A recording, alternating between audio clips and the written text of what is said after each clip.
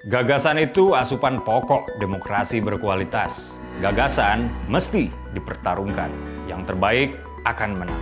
Semakin banyak politik gagasan mengisi panggung, politik identitas tak punya tempat bernaung. Simak Gagasan UKI. Assalamualaikum warahmatullahi wabarakatuh. Salam sejahtera untuk kita semua. Om Swastiastu, Namo Buddhaya. Salam kebajikan. Teman-teman, dalam kampanye yang berbalut tema silaturahmi di lapangan bola Desa Pango, Banda Aceh, Sabtu kemarin, Anies dengan lantangnya bilang akan ada perubahan pada 2024 nanti. Perubahan yang Anies maksud, mengutip dari kantor berita merdeka.com, adalah perubahan yang menghadirkan kesejahteraan dan keadilan. Kita keep dulu ya poin ini.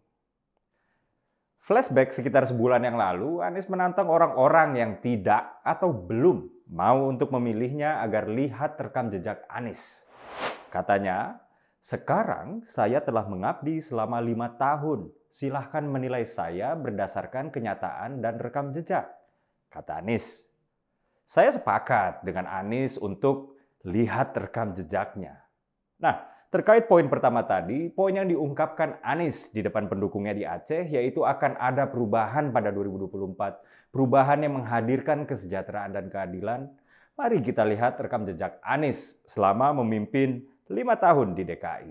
Apa betul mantan Gubernur DKI periode 2017-2022 ini lakukan perubahan yang menghadirkan keadilan dan kesejahteraan bagi warga DKI?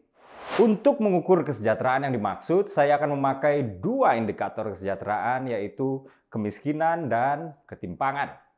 Pertama-tama, kita lihat dulu konteks. DKI Jakarta memiliki penduduk sekitar 10,6 juta orang pada hari ini. Dengan jumlah penduduk yang relatif kecil dibandingkan provinsi-provinsi lain di Pulau Jawa, DKI dikelola dengan jumlah anggaran yang fantastis. Pada 2022 saja, APBD DKI Jakarta itu sebesar 82,47 triliun rupiah. Seorang gubernur di DKI Jakarta adalah penguasa penuh anggaran, mengingat DKI Jakarta tidak seperti provinsi-provinsi umumnya adalah provinsi otonom. Di DKI, wali kota tidak dipilih oleh warga atau elected, melainkan ditunjuk oleh gubernur atau appointed. Kadin atau Kamar Dagang Indonesia mencatat perputaran uang nasional 70-80%-nya itu ada di DKI. Singkatnya, DKI adalah provinsi yang sangat spesial. Anggaran fantastis, otoritas gubernurnya sangat tinggi, dan perputaran ekonominya juga nggak main-main. Sekarang, yuk kita lihat kesejahteraan apa yang sudah dihadirkan oleh Anies sejak saat beliau dilantik pada 2017 hingga kini 2022 beliau sudah lengser. Pertama, soal kemiskinan. Pada saat Anies dilantik 16 Oktober 2017 lalu, angka kemiskinan di DKI adalah 3,78%. Pada saat Anies lengser, angka kemiskinan di DKI melonjak menjadi 4,69%, atau kalau saya mengutip banyak sumber, ini adalah yang terburuk dalam 15 tahun terakhir dalam sejarah DKI Jakarta.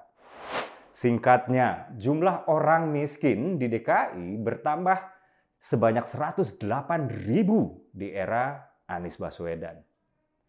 Kaum pembela Anies kerap menyalahkan COVID atas kegagalan Anies dalam mengentaskan kemiskinan ini.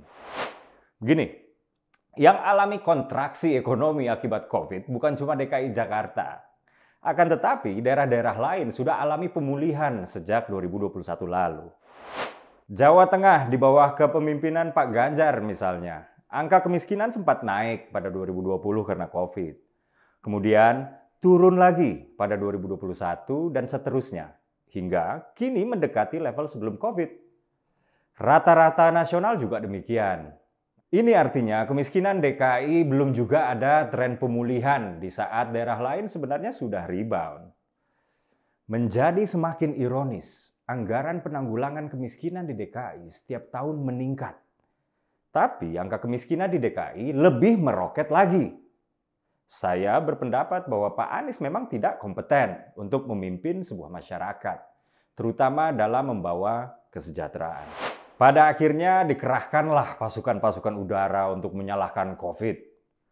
Pada akhirnya dikerahkanlah pasukan-pasukan udara untuk terus-terusan menampilkan foto-foto keindahan Sudirman, Tamrin, jalan protokol yang memang sudah indah dari dulu. Pasti pasukan-pasukan udaranya nggak ada yang mau tampilkan foto bantaran Sungai Ciliwung di daerah Jakarta Timur ini. Ini dan ini. Kedua adalah ketimpangan. Pada saat Anies dilantik 2017 lalu, ketimpangan di DKI tercatat di level rasio gini 0,413.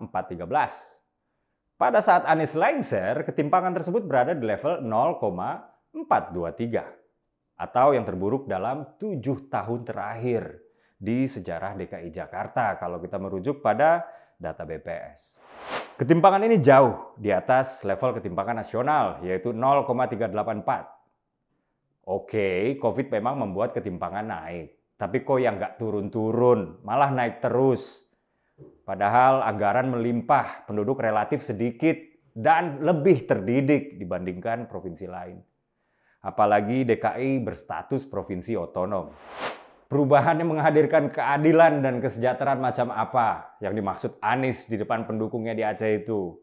Kalau yang saya rasakan sebagai warga DKI itu adalah cuma kerja-kerja kosmetik, mempercantik area-area bisnis distrik, lalu memborbardir diskursus publik dengan kerja-kerja kosmetik itu. Ini sih an attempt to draw impartial conclusion using partial truth. Atau upaya untuk membuat kesimpulan yang menyeluruh menggunakan sebagian fakta yang telah dipilih-pilih. Nah, ini kesimpulan yang dihasilkan udah pasti sesat. Akhir kata, mengutip Joseph Goebbels, seorang propagandis Jerman pada masa Perang Dunia Kedua dulu, kebohongan yang diulang-ulang akan menjadi kebenaran. Inilah yang kita tidak ingin untuk terjadi. Bagi saya, sebuah narasi harus memiliki dasar. Dasar dari sebuah narasi harus ditopang oleh data. Data yang menopang dasar dari sebuah narasi harus bersumber dari rujukan yang kredibel. Semakin sering analisis data mengisi diskursus politik kita, maka semakin sedikit kebohongan dan bualan menguasai isi kepala masing-masing kita. Saya Dede Prayudi. Wassalamualaikum warahmatullahi wabarakatuh.